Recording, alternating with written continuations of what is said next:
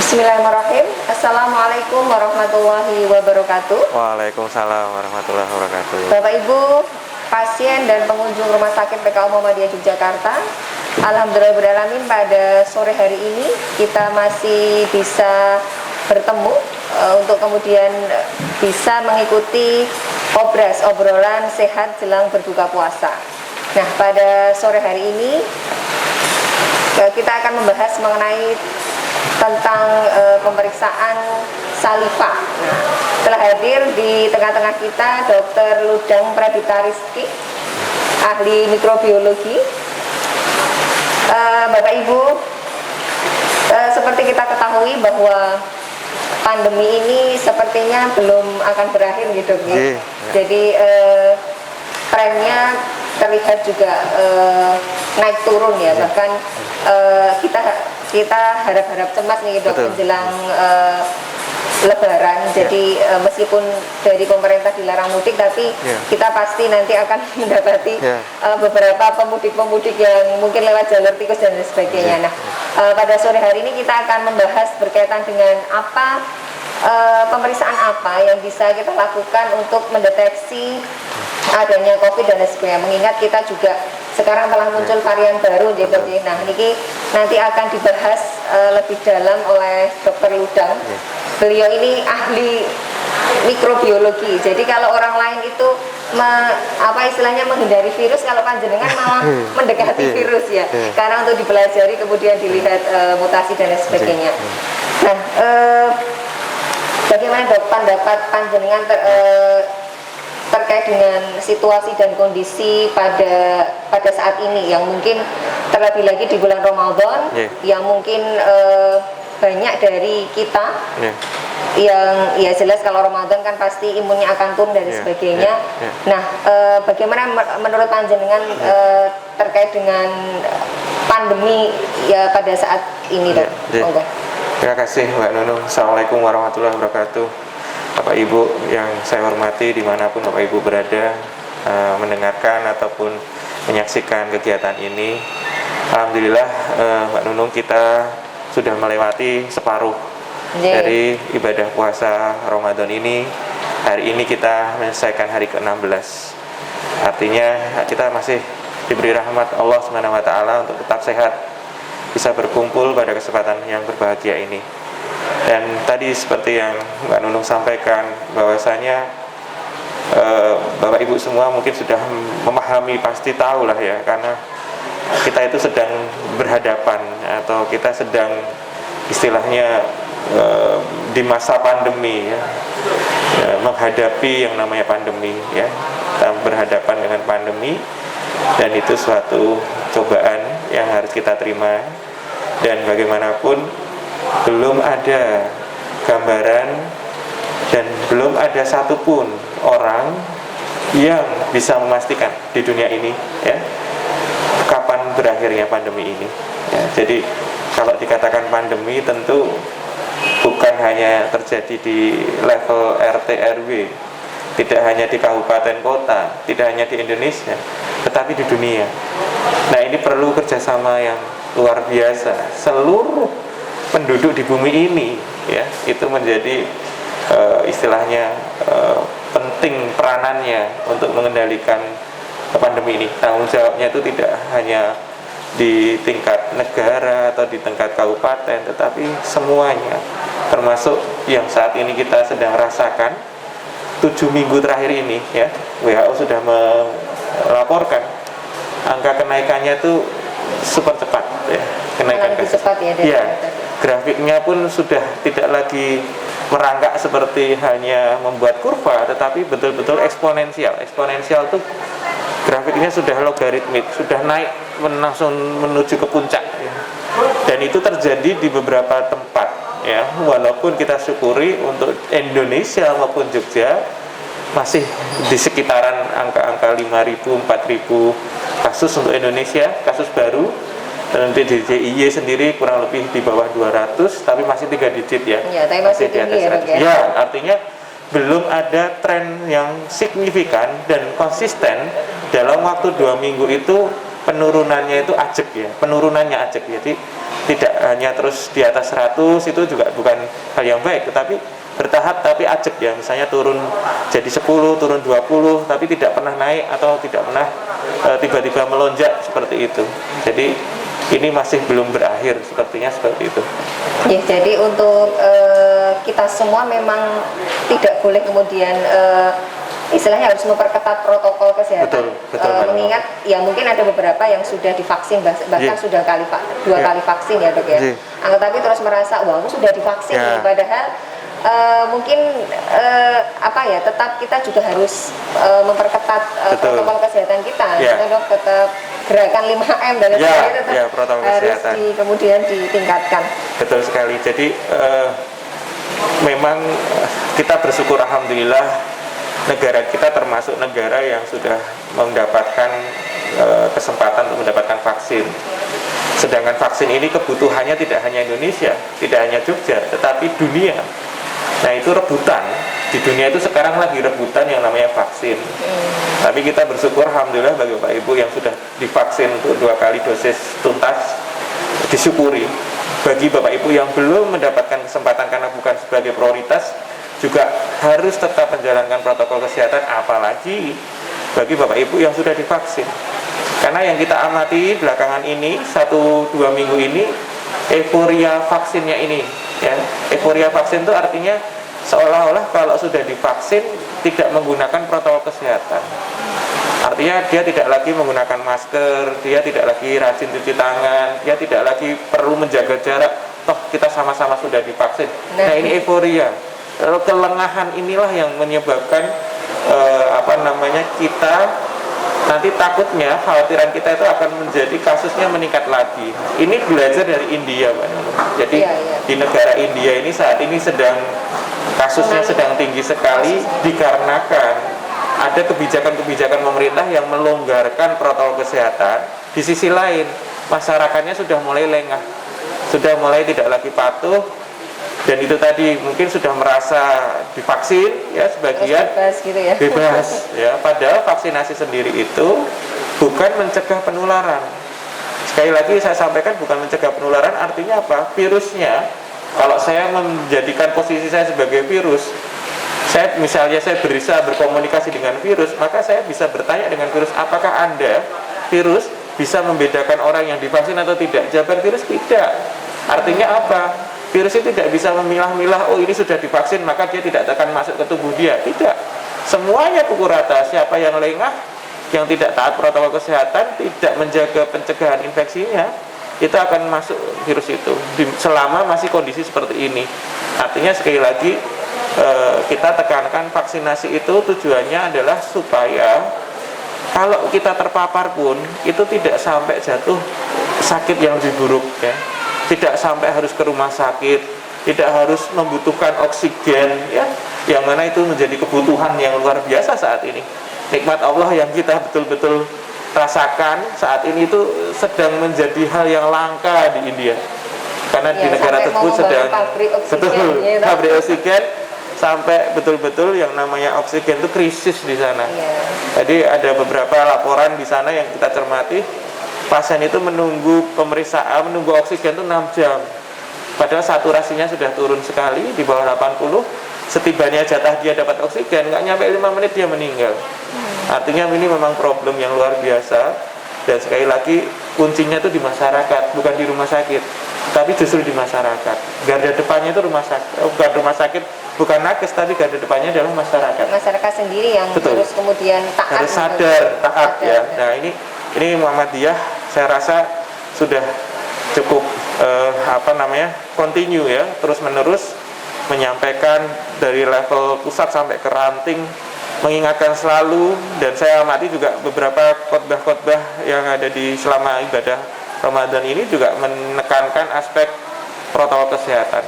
Ya ini yang kita syukuri. Mudah-mudahan dengan demikian kita tidak lengah dan tidak lupa akan penggunaan protokol kesehatan. Seperti itu Mbak Nunung.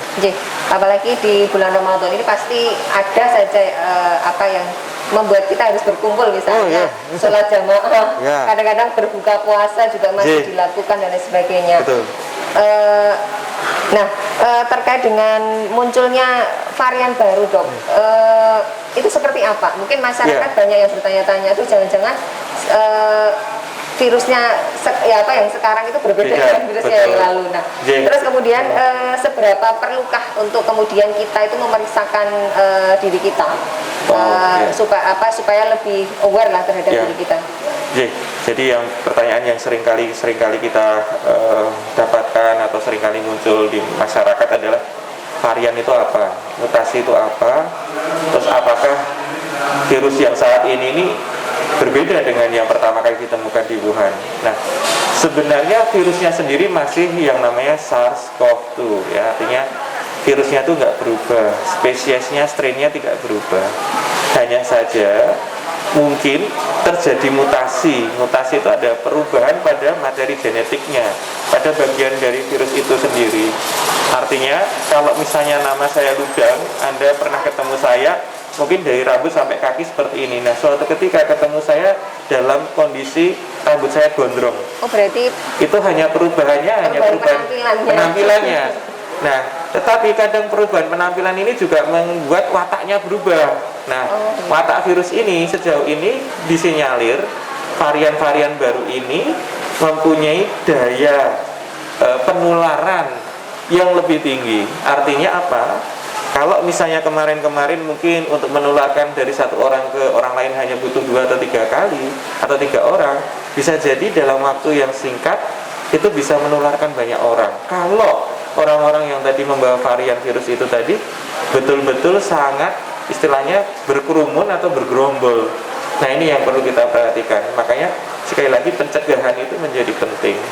Belajar dari kasus India juga hampir sama, bahwa saya di sana juga karakter orang-orangnya sama seperti di negara kita. Sana kemarin melonjak tinggi dalam 4 minggu terakhir itu dikarenakan karena kegiatan keagamaan juga, ritual di sana. Dengan demikian kita harus mewaspadai itu, jangan sampai terjadi apa istilahnya perkumpulan atau istilahnya kerumunan ya. Kayak godaan tadi misalnya buka puasa bersama, kemudian ibadah sholat di masjid. Kalau dulu masih ada satgas COVID di kecamatan sampai desa itu betul-betul memonitor suatu masjid. Bahkan ada yang sangat saklek ya, mungkin betul itu tujuan mereka, yaitu memastikan bahwasanya di masjid itu ada disinfektan misalnya. Dulu kan ada seperti itu. Cuci tangan juga disiapkan di situ. Ada petugas entah takmir atau siapa yang bertugas untuk memeriksa suhu badan misalnya. Kemudian masyarakat atau jamaah juga membawa alat ibadahnya selain masker juga sendiri dari rumah. Tapi kok semakin kesini saya melihat sudah semakin mulai longgar. Jarak soft satu dengan yang lainnya juga sudah mulai rapat. Ini yang kita khawatirkan, dan apalagi kegiatan-kegiatan yang misalnya mungkin yang sewu seperti tadarus itu harusnya tetap berjaga jarak atau mungkin bisa dilakukan ibadah itu di rumah, tetapi dengan berjamaah misalnya kemudian melupakan itu sehingga semua lepas masker. Termasuk juga mungkin buka bersama atau takjilan. Apalagi di hotel seperti itu. Paket-paket murah. Nah, itu memang godaan dan itu memancing kita untuk lengah. Nah, kita inginnya ya kita jangan sampai lengah, jangan sampai kita teledor sehingga kita tidak ingin terpapar seperti itu. Ya, terkait dengan pencegahan dok, mungkin kan seberapa pentingkah kita perlu melakukan pemeriksaan, apalagi sekarang lumayan bervariasi ya. Betul. Dulu mungkin kita kenal rapid antibody, kemudian ada rapid antigen, kemudian ada PCR, dan yang terbaru ada yang namanya PCR saliva. Mungkin bisa dijelaskan dok terkait dengan varian dari pemeriksaan tersebut dan keistimewaannya apa dari masing-masing itu. Terima kasih Mbak Nunung. Sebelumnya kita bersyukur ya di rumah sakit ini di PKU Muhammadiyah Kota Yogyakarta ini layanan laboratoriumnya lengkap. Ya, saya ulang lengkap, artinya terpadu ya, satu atap itu komplit ya. Jadi pemeriksaannya mulai dari rapid antibody yang dulu mungkin awal-awal pandemi itu seringkali dijadikan sebagai screening ya. Kemudian belakangan ini sudah mulai ditinggalkan karena sudah tidak bisa lagi dipegang apakah betul-betul dia dalam kondisi infeksius atau tidak, karena rapid antibody sendiri pemeriksaan untuk melihat antibody akibat terpapar atau terinfeksi pada beberapa hari sebelumnya. Nah, sehingga ini sudah mulai ditinggalkan pemeriksaan ini, hanya untuk screening sih tidak masalah, tetapi bukan sebagai pemeriksaan diagnostik. Ya. Kemudian yang kedua, selain antibodi, di Rumah Sakit PKU Muhammadiyah Kota Yogyakarta ini juga memiliki rapid test antigen. Jadi ini membedakan, kalau antibodi tadi melihat, mengukur kekebalan tubuh kita, dampak dari kita pernah terpapar, artinya kejadian masa lalu, itu potretnya antibodi. Tapi kalau antigen itu adalah bagian dari virus itu yang bisa dibaca atau dideteksi dengan menggunakan metode yang namanya rapid test antigen, sehingga itu bisa ditunggu. Istilah rapid di sini kan singkat waktunya. Oleh karena itu pemeriksaan ini juga menjadi penting, walaupun dari segi sensitivitas spesifitasnya, akurasinya masih di bawah PCR.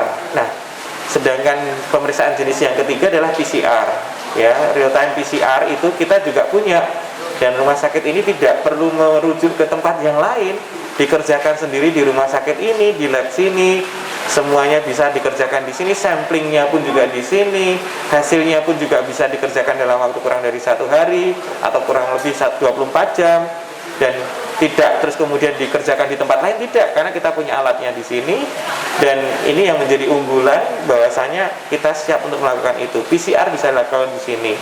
Nah, yang terakhir kaitannya dengan yang sekarang ini sedang marak dicari, yaitu pemeriksaan antibodi tetapi kuantitatif yang terukur, ada angkanya. Kalau tes rapid test antibodi yang dulu kan hanya garis saja, ya, antara iya dan reaktif tidak, dan positif tidaknya atau ini. negatif atau reaktif non reaktif. Tetapi yang ini lebih spesifik karena dia adalah pemeriksaan antibodi RBD, reseptor banding domain. Ini tujuannya adalah untuk melihat apakah memang antibodi yang spesifik untuk SARS-CoV-2, untuk virus yang menyebabkan COVID ini muncul tidak di tubuh kita.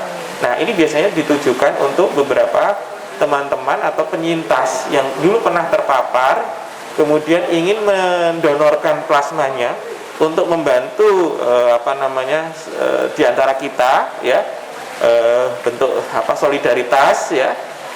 Itu kemudian ada permintaan atau ada satu persyaratan di mana kita kalau ingin mendonorkan plasma atau dari tubuh kita, darah dari tubuh kita yang sudah terpapar riwayat sebelumnya, itu mempunyai titer antibodi yang harusnya tinggi supaya mempunyai makna bagi teman-teman yang sekarang sedang dalam kondisi sakit, bisa lebih optimal pengobatannya jika ada terapi plasma seperti itu.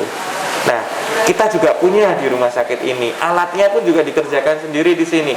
Sekali lagi tidak pernah kita bawa keluar, kita kerjakan sendiri sehingga akurasinya, mencegah terjadinya kontaminasi, memastikan sampel itu betul-betul kita kendalikan, ya. Artinya kan semua ada barcode-nya, jadi tidak terus kemudian tumpah, hilang, rusak, atau harus disimpan, tidak, semuanya kita bisa kerjakan sendiri, ngeceknya mudah, otomatis hasilnya jauh lebih cepat.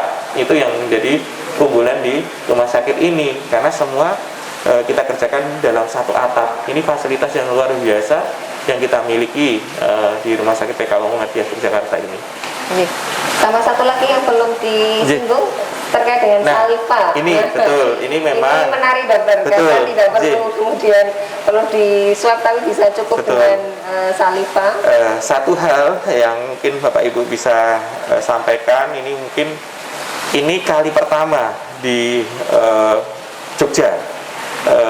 Banyak teman-teman saya dokter yang di rumah sakit selain di PKU itu menanyakan, bahkan di Sarjito pun menanyakan saliva PCR saliva itu apa.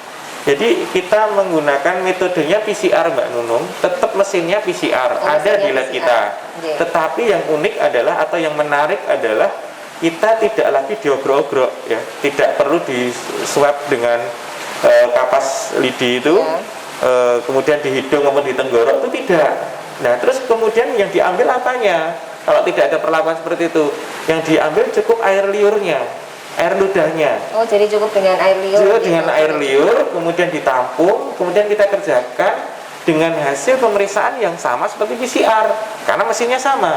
Hanya yang membedakan sampelnya tidak lagi kita menggunakan orofaring ataupun nasofaring, yang mungkin bagi beberapa pihak cukup membuat trauma. Iya, apalagi anak-anak. Ya, betul. apalagi Iya, kan? anak-anak. Jadi kita khawatirnya kalau misalnya beberapa dari Bapak Ibu yang mungkin punya kebutuhan untuk bepergian karena kedinasan atau tugas, sudah berapa kali harus dilakukan pemeriksaan itu, baik itu rapid antigen pun juga harus di swab dengan nasofaring. Tetapi ini kita memberikan solusi inovasi, cukup dengan meludah atau menampung air liur itu bisa kita lakukan pemeriksaan PCR. Nah, ini yang seringkali disalahartikan saliva itu antigen. Padahal yang kita kerjakan di sini adalah saliva, mesinnya PCR.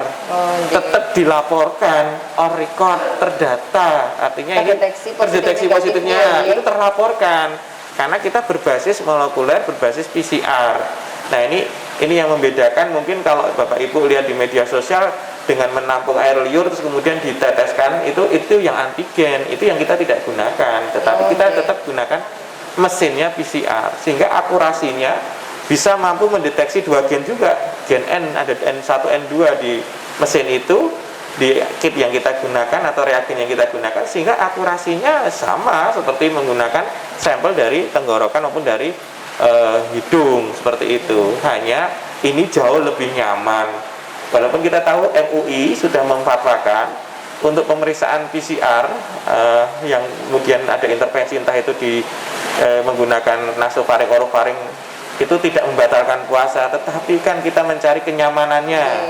Nah, ini kalau misalnya Bapak Ibu nyuruh saya kalau diogro-ogro atau menggunakan hidung atau tenggorok, itu kadang pada saat puasa ini kan memancing ya, entah itu memancing mual, entah memancing muntah atau batuk. Nah, ini mungkin merasa tidak nyaman, takut membatalkan puasa, walaupun tidak membatalkan puasa tetapi dampaknya misalnya. Nah, kenyamanan inilah yang menjadi solusi. Kita hadirkan pemeriksaan namanya PCR saliva, dan ini baru pertama di Jogja.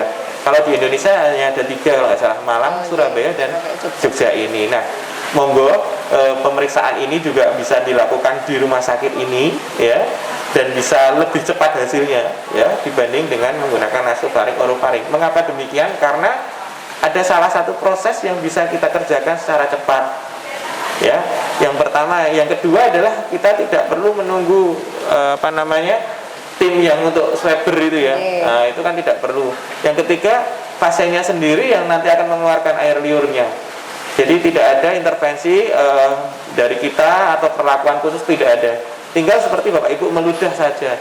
Tetapi ada persyaratan yang harus disiapkan 1 jam sebelum pemeriksaan. Nah, seperti itu, Mbak. Nah, itu tadi, apa yang kemudian ketika misalnya seseorang mau tertarik ini dok untuk kemudian melakukan PCR saliva, apa yang kemudian perlu disiapkan? Misalnya tidak boleh makan apa, terus kemudian tidak boleh mengkonsumsi apa, itu seperti apa dok? Ya, sebenarnya kenapa ada istilah disarankan atau seolah menjadi pantangan, itu lebih pada kita menjaga supaya hasilnya itu valid ya. Nah, hal-hal yang mungkin bisa mengganggu proses pemeriksaan misalnya adalah mengkonsumsi makanan ya, itu sebaiknya kita hindari, karena takutnya nanti justru kotoran yang ada dari makanan, sisa makanan yang ada di rongga mulut kita masuk ke dalam air liur kita. Kemudian juga minum-minuman beralkohol itu juga dihindari, merokok juga sebaiknya sebelum pemeriksaan juga dihindari, termasuk juga beberapa jenis makanan-makanan yang notabene mungkin cukup membuat mengganggu, misalnya berbau dan seterusnya ya, seperti jengkol dan seterusnya, itu juga harus dihindari. Atau setidaknya puasa dulu, puasa dalam artian tidak mengkonsumsi makanan sebelum 1 jam dilakukan pemeriksaan. Misalnya mau merencanakan pemeriksaan saliva jam 8 pagi, maka dari jam 7 pagi sudah hanya sekedar minum air putih saja. Nah, itu nanti bisa hadir ke sini, kemudian nanti disiapkan. Dan memang yang ingin saya sampaikan, untuk menampung air liurnya itu ada alatnya khusus atau ada tampungannya, tabung khusus. Iya, jangan sampai datang ke rumah sakit bawa plastik kemudian air liurnya disetorkan, itu tidak. Ini beda dengan pemeriksaan untuk penyakit TBC ya. Kalau kita lihat itu kan ada ngeluarin dahak, BTA itu. Nah, ini tidak, karena bagaimanapun itu yang kita butuhkan untuk menjaga supaya tidak terjadi kontaminasi, tidak tumpah, Kemudian yang tidak kalah penting, limbahnya itu tetap bisa terjaga dengan baik, seperti itu Mbak Nunung. Untuk hasilnya itu berapa, bisa diketahui dalam berapa jam dok? Idealnya 8 jam itu bisa dilakukan ya. Artinya ada satu proses ekstraksi RNA yang tadi saya sampaikan itu notabene jauh lebih singkat, tetap dikerjakan, step-stepnya itu tetap sama, tetapi pengerjaannya itu bisa lebih singkat karena apa? Ada satu reagen yang memang fungsinya sudah diberikan pada saat pasien itu mengeluarkan mengeluarkan air liur, kemudian diteteskan suatu reagen. Nah, di situ nanti akan sudah mulai proses ekstraksi itu dilakukan secara manual ya. Dan itu cukup mempersingkat waktu sehingga harapan kita kurang dari 12 jam, kurang lebihnya 8 jam prosesnya itu bisa ada hasil. Dan sekali lagi validasinya atau validitasnya, spesifitasnya, sensitivitasnya, akurasinya tidak berbeda dengan PCR yang digunakan dengan sampel dari tenggorok maupun dari hidung. Ya, ini yang menjadi kelebihan pemeriksaan kita seperti itu. Oke, sedikit cerita dok. Ini terkadang masyarakat itu masih bingung. Saya itu misalnya sudah rapid antigen, tapi ketika kemudian hasilnya misalnya reaktif, kemudian di PCR, tapi kok ternyata negatif. Nah itu bagaimana dok? Karena mungkin beberapa pasien masih loh, ini karena apa seperti itu? Ya, jadi kalau kita bicara pemeriksaan PCR itu memang menjadi gold standard. Gold standard itu apa? Baku emas kalau istilah bahasa Indonesianya. Menjadi pemeriksaan yang memang sebagai penentu, ini istilahnya sensitivitas spesifitasnya yang paling tinggi, akurasinya itu paling tinggi. Jadi kalau ibarat hakim itu ya ini sebagai hakim pemutus keputusan itu PCR. Nah, cuma ada beberapa problem yang mungkin bisa jadi muncul. Yang pertama, kalau tadi kita bicara kasus yang disampaikan tadi, rapid antigennya positif tetapi PCR-nya negatif. Nah, ini bisa jadi pada saat pengambilan spesimennya itu pre-analitiknya atau saat proses nge-swab-nya mungkin tidak pas atau virus yang terambil sedikit. Nah, ini bisa banyak terjadi seperti itu. Tetapi menurut saya adalah memang karena saking sensitifnya mesin PCR ini, sebenarnya saya lebih sepakat seperti pedoman Kemenkes yang sebelumnya, ya ini untuk memastikan positif atau negatif, maka penggunaan PCR ini harus 2 kali. Jadi 2 kali ya, swab harusnya atau 2 kali saliva. 2 kali pemeriksaan. Kalau kita bicara swab yang nasofaring orofaring, karena kalau hanya 1 kali bisa jadi pada saat pengambilan pertama itu belum belum bisa mendapatkan hasil yang baik, atau bisa jadi waktu harinya mungkin belum bisa terdeteksi oleh mesin PCR. Tetapi biasanya yang sering terjadi malah justru kebalikannya, antigennya non reaktif atau tidak terdeteksi tapi PCR-nya positif. Nah, ini bisa lebih mudah menjelaskannya karena antigennya itu sendiri dari segi sensitivitasnya lebih rendah dibanding PCR. Atau di sisi lain, waktu saat orang terinfeksi terpapar itu mungkin belum bisa dideteksi oleh antigen, tetapi sudah bisa dideteksi oleh PCR. Nah, ini sebenarnya kuncinya bagaimanapun kita harus memahami dulu preanalitiknya sebelum masuk lab, kemudian klinisnya, bagaimana keluhannya, mendukung nggak ke arah COVID, dan yang tidak kalah penting juga waktu pengambilan spesimennya, kapan harinya, teknik pengambilannya, terjadi kontaminasi atau tidak, bocor atau tidak sampelnya. Ini juga pengaruh yang terjadi di laboratorium juga. Kadang kita juga harus memastikan sampel yang kita ambil berapa banyak, itu juga pengaruh. Nah, ini yang betul-betul harus dijaga. Tetapi menurut saya kalau untuk penegakan diagnostik mestinya PCR itu dilakukan 2 kali. Karena yang kita lakukan di sini, di rawat inap sini pun juga untuk menatakan positif maupun menyatakan sudah negatif itu 2 kali pemeriksaan. Tetapi untuk screening, misalnya untuk perjalanan luar kota, untuk keperluan tertentu, bahkan mungkin untuk tracing pun sekarang sudah tidak lagi menggunakan PCR, tapi banyak kan juga mulai memilih antigen. Seperti itu. Tapi ada juga dok yang ketika selesai misalnya isolasi mandiri, Ada yang kemudian melakukan PCR, ada yang kemudian ya sudah kalau sudah 10 hari tidak perlu. Nah itu bagaimana? Ya. Ada beberapa ya masyarakat tidak semuanya paham dan tahu. Mungkin dokter bisa menjelaskan terkait dengan hal itu. Betul. Jadi ini tidak bisa lepas atau tidak terlepas dari pedoman Kementerian Kesehatan yang kita kita terapkan, di mana pada pedoman pengendalian COVID ini yang dikeluarkan oleh Kementerian Kesehatan pada edisi 1 hingga edisi 4 terutama di awal-awal dulu, istilahnya setahun yang lalu persis, itu masih mengatakan bahwasanya isolasi mandiri ataupun rawat inap tanpa ada gejala pun, kalau dulu kan orang OTG saja dirawat inap ya, artinya orang nggak ngeluh apa-apa aja kok disuruh rawat inap, dan itu prolong ya, positifnya tuh lama terus sampai berhari-hari nggak negatif. Nah kalau dulu pedoman menyatakan harus negatif 2 kali berturut-turut baru dikatakan dia bebas COVID.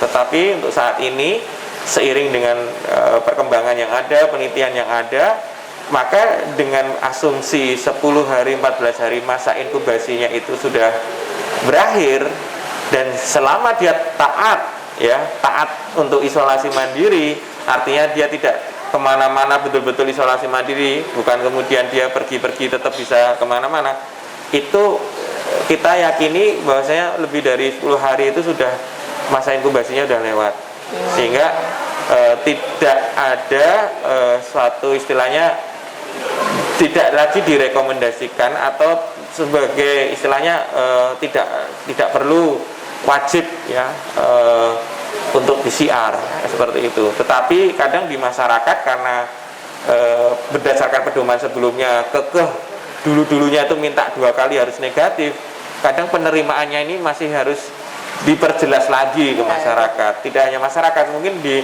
tempat kerja pun juga seperti itu. Orang ya betul PCR, bahkan saking khawatirnya betul-betul harus nunggu negatif baru bisa masuk kerja. Kalaupun sudah bekerja langsung numpuk pekerjaan yang banyak. Nah ini padahal dia istilahnya sedang recovery.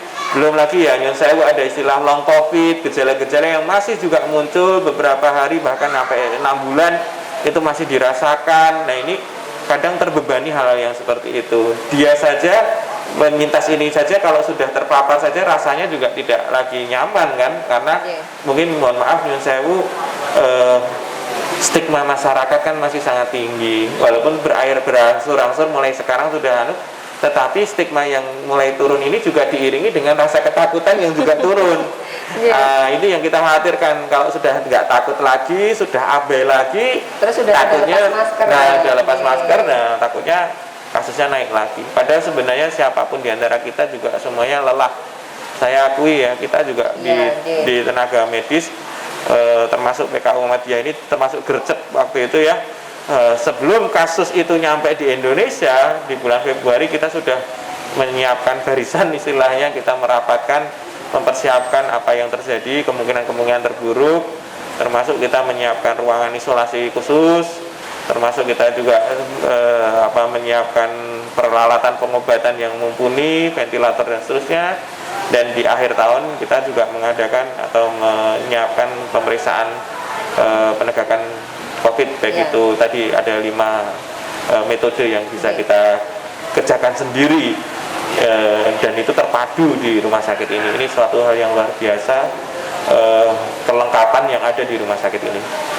Jadi, Bapak Ibu yang ada di Taman Kura-Kura, ada yang mau bertanya? Mumpung ini ada Dokter Ludang, mungkin terkait dengan pemeriksaan COVID atau mungkin terkait dengan gimana dok, pendapat dokter, mudik itu boleh ya dok? Nah ini kan pasti terjadi pro dan kontra di masyarakat terkait dengan ini sudah 1 tahun nggak mudik. Nggak mudik ya, apalagi kalau sudah divaksin ya. Artinya, apalagi ya, saya sudah divaksin 2 kali. Nah saya merasa aman, kemudian ya sudah saya nggak harus mudik dan lain sebagainya. Ya ini yang terjadi ya, beda dengan tahun lalu. Tahun lalu tuh masih takut ya, bahkan kita melakukan ibadah Ramadan pun full di rumah ya. Tidak, kita mau ke masjid aja tidak berani ya, bahkan beberapa masjid ditutup, memang aturannya seperti itu. Namun tahun ini tentu kerinduan untuk ke masjid, kemudian kerinduan ketemu dengan orang tua, pulang kampung itu sudah hal yang sangat dinanti-nanti. Ngerem ngempet setahun itu kan juga luar biasa. Apalagi dengar kabar kalau orang tuanya, bapak ibunya yang di Jogja sudah divaksin, dianya sendiri di Jakarta atau di luar kota sudah divaksin. Wah itu apalagi tambah pengennya minta ampun. Nah sekali lagi sebenarnya vaksinasi itu tidak bisa mencegah penularannya. Artinya masih punya peluang besar untuk terpapar. Lagi-lagi yang namanya virus itu tidak bisa milih-milih. Aku tak nginfeksi, tak mlebu ning ngene sing urung divaksin, nggak bisa. Oleh karena itu yang membuat virus itu tidak bisa masuk ke dalam tubuh kita ya prokes itu. Ya salah satunya adalah kita menghindari kerumunan, mengurangi mobilitas. Nah, mudik itu salah satu hal memobilitas. Dan pasti kalau kita menggunakan kendaraan umum maupun kendaraan pribadi pun juga potensi ketemu dengan orang lain yang tidak kita kenal backgroundnya itu juga cukup tinggi. Nah sedangkan di sisi lain ini yang menjadi kekhawatiran kita, karena belajar dari India itu juga dari hasil kumpul-kumpul itu ke festival keagamaan di sana. Kemudian yang kedua ada kegiatan politik ya, di sana juga ada perhelatan politik, kumpul-kumpul semua nggak pakai masker. Nah ini hampir sama karakternya dengan kalau kita melakukan suatu proses mudik. Ini yang kita khawatirkan. Jadi mungkin mohon bersabar dulu. Dan mudik ini tidak hanya dianggap dari Jakarta ke Jogja atau dari luar DIY. Mudik lokal itu juga bisa terjadi. Oh iya. Ya ini yang kita khawatirkan. Maksudnya saya dari Jogja mau ke Nanggulan, itu ya istilahnya mau ketemu orang tua di Nanggulan atau mau ketemu orang tua yang di Tepus, itu juga mudik lokal, walaupun tidak kemudian dicegat polisi itu tidak, karena bukan di perbatasan luar DIY. Tetapi kalau yang kita khawatirkan justru ketemunya orang-orang ini ya, yang mana mungkin kita cukup riskan, kita tidak tahu. Apalagi nanti kalau sudah mulai ada bukber kayak gini kan, sudah mulai kasus di Jakarta juga seperti itu ya. Di Jakarta pun perkantoran juga muncul lagi kasusnya tinggi dikarenakan adanya godaan untuk buka bersama di kantor. Dan nanti kita juga takutnya sawalan terah ini nanti. Nah udah toh nanti juga potensi juga itu. Maka dari itu mohon bersabar dulu, kita jangan sampai lengah, karena virus ini mengintai. Di saat kita lengah, virus itu bisa masuk ke dalam tubuh kita, tidak peduli sudah divaksin atau tidak, seperti itu. Jadi meskipun kita sudah divaksin atau belum, tetap berisiko untuk kemudian virus itu bisa masuk ke dalam tubuh kita. Resiko tertularnya sama, cuma yang membedakan kalau sudah divaksin ya lebih cepat tubuh kita mengenali virus itu. Dengan demikian antibodinya lebih cepat mengenali, tidak butuh waktu lama, langsung ibarat kata langsung jotos itu ya. Sehingga harapannya tidak sampai kita mengeluh jatuh lebih sakit yang lebih buruk. Bahkan mungkin kita tidak merasakan apa-apa karena di dalam tubuh kita mungkin sudah terpapar virus, antibodi kita melawan dan virusnya akan mati dengan sendirinya kan. Artinya tidak lagi mampu menularkan orang lain. Oleh karena itu ini yang perlu digalakkan adalah program vaksinasi ini. Nah, yang menjadi catatan adalah sejauh mana stok atau logistik atau keberadaan vaksin ini mencukupi atau tidak. Ya, kalau saya tadi dengar yang disampaikan oleh Dr. Ahmad Yuryanto yang mantan juru bicara COVID menyampaikan kalau misalnya pesen vaksin hari ini itu indennya 3 tahun ya.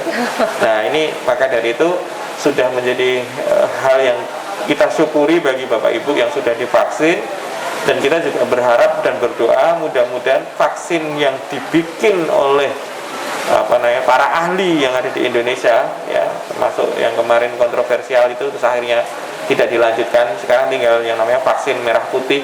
Ini dalam waktu tidak lama lagi mudah-mudahan bisa memproduksi sendiri, sehingga ketergantungan kita terhadap pasokan atau impor vaksin itu bisa kita tekan, sehingga dengan demikian kita bisa memproduksi sendiri, bisa mendistribusikannya sendiri, dan capaian orang-orang yang divaksin juga semakin tinggi. Harapannya seperti itu, Mbak Nunung. Satu lagi dok, sebelum kita berakhir ya. Tadi dokter menyampaikan terkait dengan perusahaan RBD. Nah, seberapa efektifkah melakukan pemeriksaan itu setelah kita divaksin, dok? Ya, baik. Jadi pemeriksaan RBD, reseptor binding domain, kalau Bapak Ibu mungkin mengendaki pemeriksaan bisa dilakukan di sini. Nanti tinggal datang ke rumah sakit ini, mendaftar, periksa antibodi tapi yang RBD, tulisannya RBD. Supaya tidak lagi salah pemahaman dengan rapid antibody. Nah, pemeriksaan itu memang untuk melihat apakah ada respon antibody yang spesifik terhadap paparan virus sebelumnya atau vaksinasi. Nah, idealnya itu kurang lebih 2 minggu sampai 1 bulan setelah vaksinasi dosis kedua diberikan. Itu bagi Bapak Ibu yang menghendaki ingin mengetahui, ya, walaupun sebenarnya tidak ada suatu instruksi khusus, itu tidak, tetapi mungkin Bapak Ibu pengen tahu apakah betul vaksinasi itu yang sudah didapatkan selama ini apakah bisa memunculkan antibodi, padahal sebenarnya kalau kita yakini apa yang sudah diberikan vaksinasi itu pasti memunculkan antibodi, tetapi kan kadang tidak mantap kalau tidak ngecek sendiri yang monggo kerso istilahnya. Apalagi ini kuantitatif itu muncul angka-angkanya. Angka-angka itu yang seringkali bisa dibedakan atau dibandingkan satu sama lain. Misalnya saya sudah divaksin bulan Februari kemarin, kemudian Mbak Nunung juga belum lama misalnya ya, kemudian ngecek hasilnya bisa beda. Nah, itu nanti perdebatan lagi. Padahal sebenarnya kalau saya pribadi dari sudut pandang mikrobiologi, saya sampaikan yang penting adalah muncul antibodi itu sudah cukup, ya. Perkara angka-angka itu ya sangat fluktuatif, masing-masing individu bisa berbeda-beda, sama seperti kita mengukur berat badan. Misalnya sama-sama mungkin tubuhnya seperti saya, tapi kalau ditimbang belum tentu ketemunya sama. Misalnya 89,5, 89,4. Nah, itu kan hal yang mungkin bisa diperdebatkan, oh kok beda dan seterusnya. Tetapi kalau yang saya maksudkan di sini, yang penting saja ada itu sudah alhamdulillah. Walaupun secara teori sebenarnya orang yang divaksin pasti tujuan vaksin kan menimbulkan antibodi yang spesifik. Kenapa demikian? Karena selama ini kita belum mempunyai antibodi yang khas, yang spesifik, yang untuk bisa mengenali COVID ini, sehingga harus diberikan dari luar, yaitu berupa vaksinasi seperti itu. Terima kasih dokter, penjelasannya yang luar biasa, menambah pengetahuan kita terkait dengan makin bervariasinya pemeriksaan COVID nih. Jadi kita jadi tahu, oh ternyata masing-masing itu ada bedanya dan ada untung ruginya, karena ada untungnya dan sebagainya. Ya, kalau selain untungnya juga tadi saya sampaikan kapan idealnya, termasuk ya nyun sewu mungkin diantara Bapak Ibu ada saudara atau siapapun yang mau berkunjung, ya monggo dipastikan dulu lah sebelum bertemu, sebelum nginep, sebelum berinteraksi. Habis pulang dari luar kota ya, tadi entah lewat jalan mana istilahnya. Kita yang di rumah ya, yang di sini misalnya yang di DIY ini menekankan, harus ketemu aku, mbok yo periksa ning PKUC, periksa antigen, PCR lebih baik. Nah, itulah yang kita harapkan seperti itu, sehingga dengan demikian kalaupun bertemu, silaturahmi, kumpul-kumpul sudah sama-sama enak, ya. Artinya yang berkunjung juga merasa nyaman, yang dikunjungi juga merasa tidak ada masalah karena yang berkunjung dinyatakan sudah negatif, seperti itu, Mbak Nunung.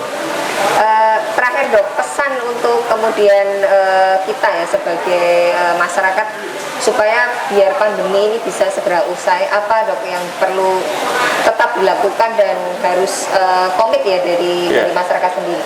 Betul, ini kita meneruskan apa yang sudah menjadi keputusan dari pimpinan pusat Muhammadiyah, bahwasanya protokol kesehatan itu menjadi mutlak, belum bisa ditawar.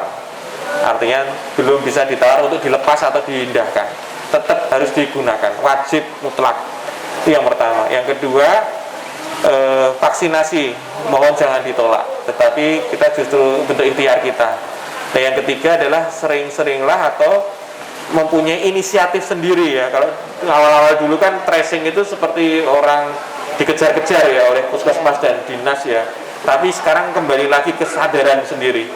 Ya, kesadaran aku wingi kok bar ketemu kae ya. Aku kok wingi bar ngrumpul-kumpul kok aku wingi bar buber ya. Aku kok awake rada ora penak aku kok ning omah rasane kok ana keluarga lain yang mungkin rentan.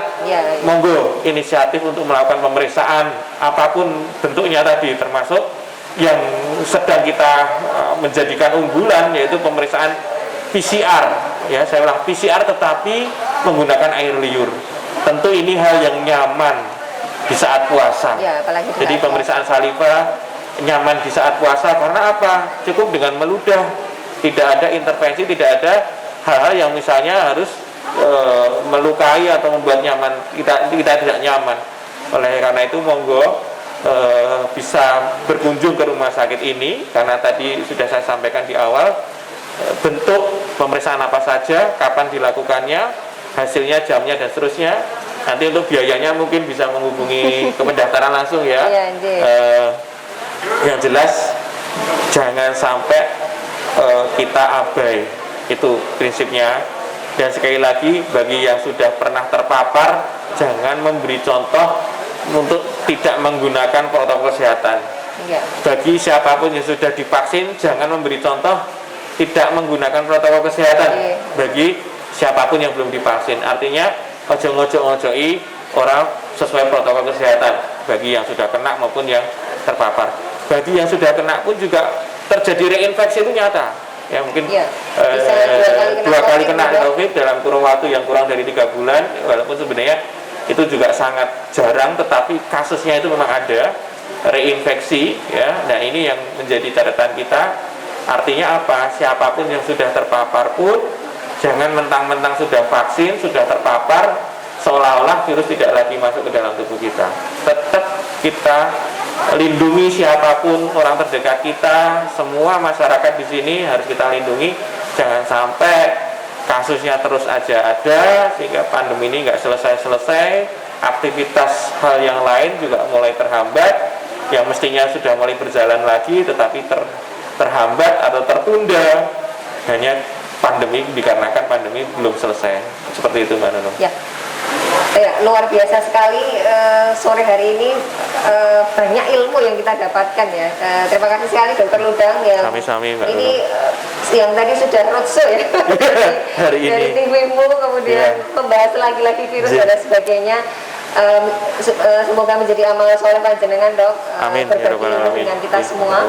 Ya seperti yang disampaikan Dokter Ludang tadi, Bapak Ibu, tetap kita harus menjaga diri, memperketat protokol 5M-nya, masker, kemudian cuci tangan, jaga jarak, menghindari berkerumun. Apalagi jejernya juga kadang-kadang masih jajaran dan sebagainya. Ini juga mungkin bisa didengarkan di semua. Jadi kami mohon Bapak Ibu, mungkin ini mendekati waktu berbuka sehingga tetap jaga jarak ya.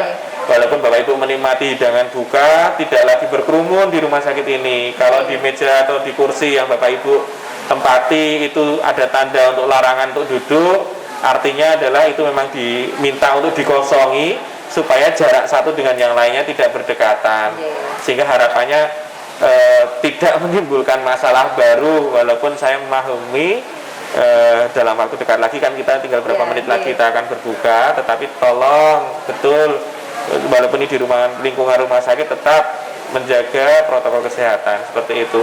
Cuci tangan juga tidak kurang-kurang ya.